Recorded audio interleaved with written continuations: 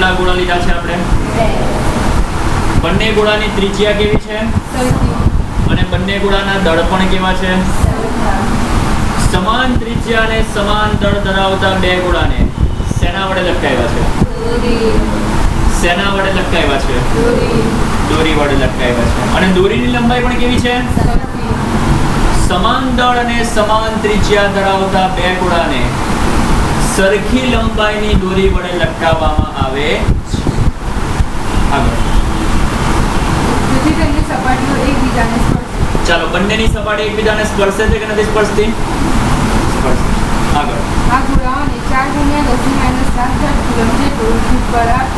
ચાલો, આ બંને જે તમારા ગોળાઓ છે, આ બંને ગોળાને તમે કેટલો વિદ્યુતભાર આપો છો?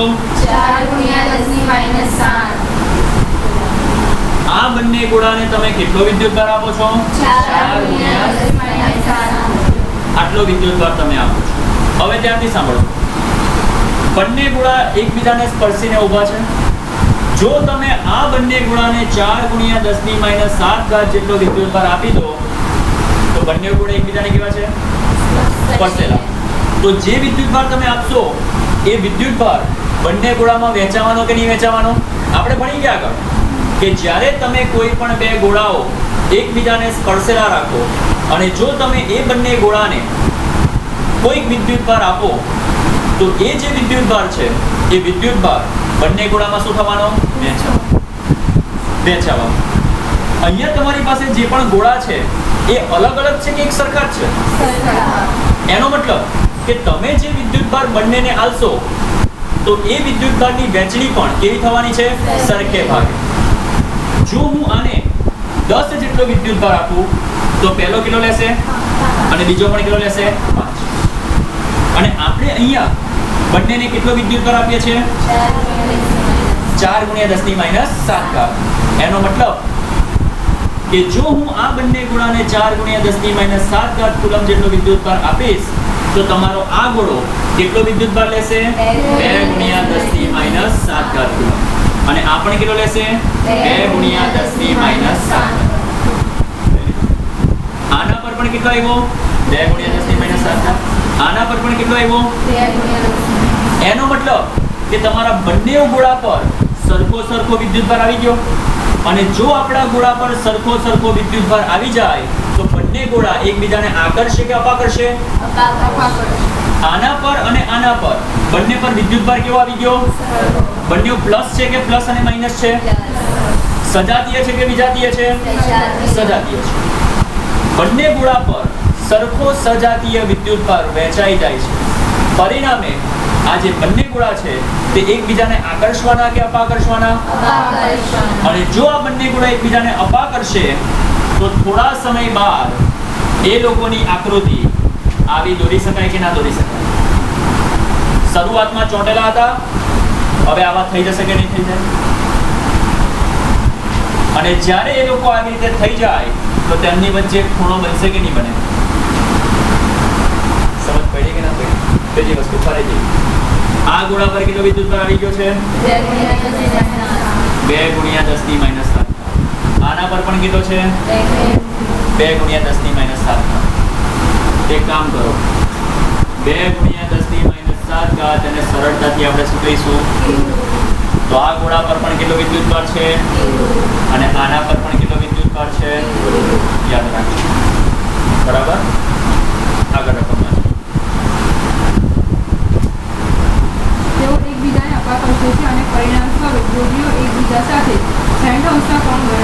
ચાલો, બંને એકબીજાને શું કરે છે? અને બંને એકબીજાને અપાકર્ષે તો દોરીઓ એકબીજા વચ્ચે કેટલો ખૂણો બનાવે છે? 60°. જો આખો ખૂણો 60° હોય, જો અહીંયાથી આટલો ખૂણો 60° હોય તો અહીંયાથી આટલો ખૂણો 30, અહીંયાથી આટલો ખૂણો 30 થાય કે નથી? આગળ આધાર બિંદુથી ગોળાના કેન્દ્ર સુધીનું અંતર 20 સેન્ટીમીટર હોય. ચાલો, આધાર બિંદુથી ગોળાના કેન્દ્ર સુધીનું અંતર કેટલું છે? 20 સેન્ટીમીટર. આધાર બિંદુથી ગોળાના કેન્દ્ર સુધીનું અંતર કેટલું આપ્યું છે? 20 સેન્ટીમીટર. એનો મતલબ કે અહીંયાથી આટલું અંતર L બરાબર 20 સેન્ટીમીટર.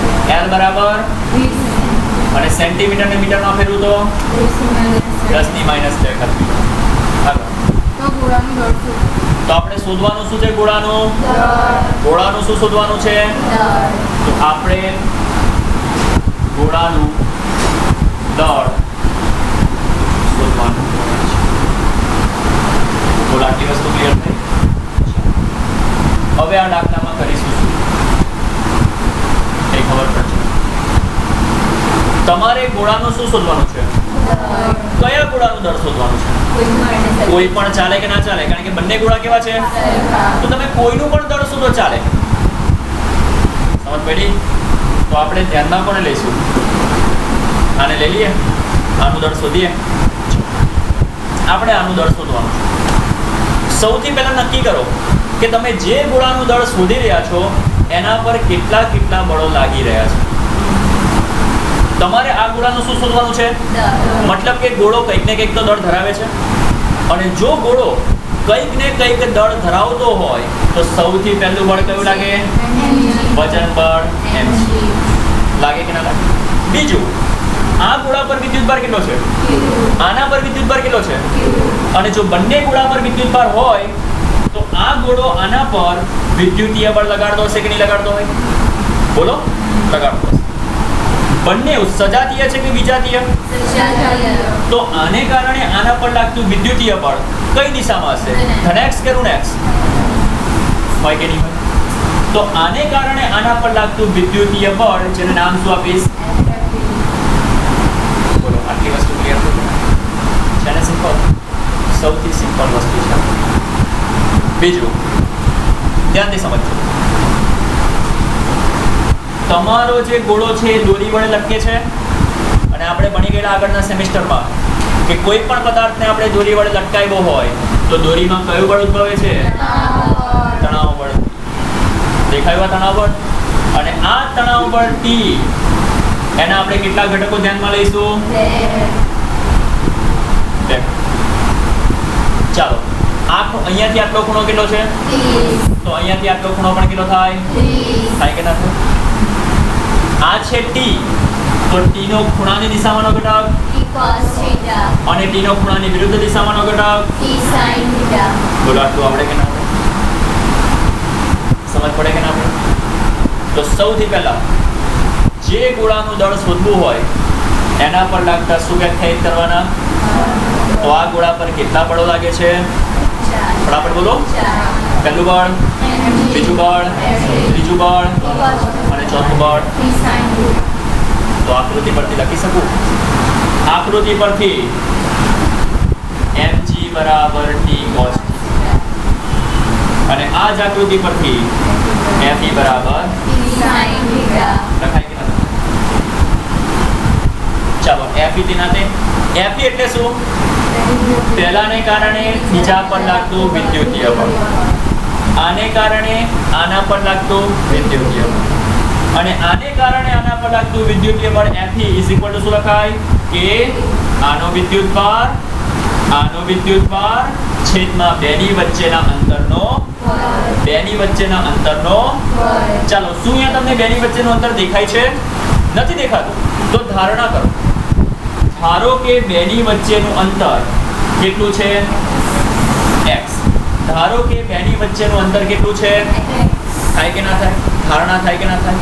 ધારો કે આ બેની વચ્ચેનું અંતર કેટલું ધાર્યું આપણે? x. તો આને કારણે આના પર લાગતું વિદ્યુતીય બળ બરાબર કે પહેલાનો વિદ્યુતભાર બીજાનો વિદ્યુતભાર છેદમાં બેની વચ્ચેના અંતરનો. બેની વચ્ચેનું અંતર કેટલું ધાર્યું? તો લખાઈશું x નો. થાય કે ના થાય? is equal to t sin theta. આટલી વસ્તુ ક્લિયર થઈ? ચાલો, આને લખાશે શું?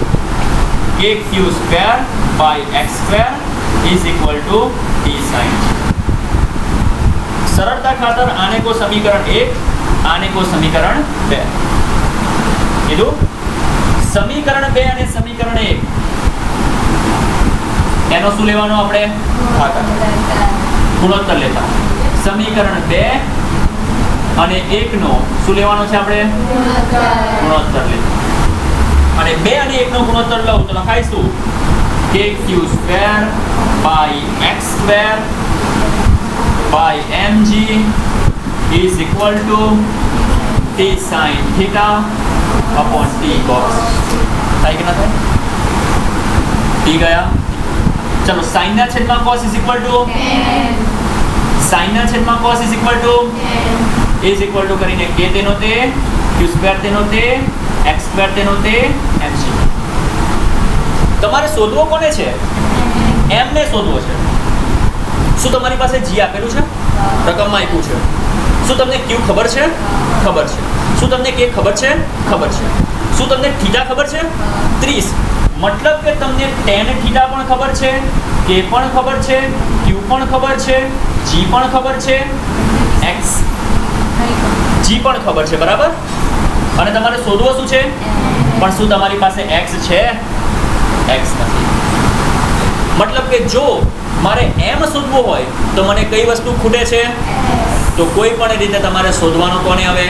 x ને. તો હવે આપણે કોને શોધીશું? x ને શોધવાનું છે. હવે x ને શોધીશું કઈ રીતે? આકૃતિ જુઓ, ચેક કરો, ધ્યાનથી જોજો, બહુ સિમ્પલ છે. તમારે શોધવું કોને છે? x ને. ધ્યાનથી સાંભળજો. આ દેખાયું કઈ?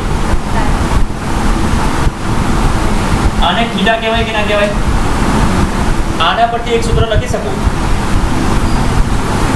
sin થીટા બરાબર સામેની બાજુના છેદમાં sin થીટા બરાબર સામેની બાજુના છેદમાં.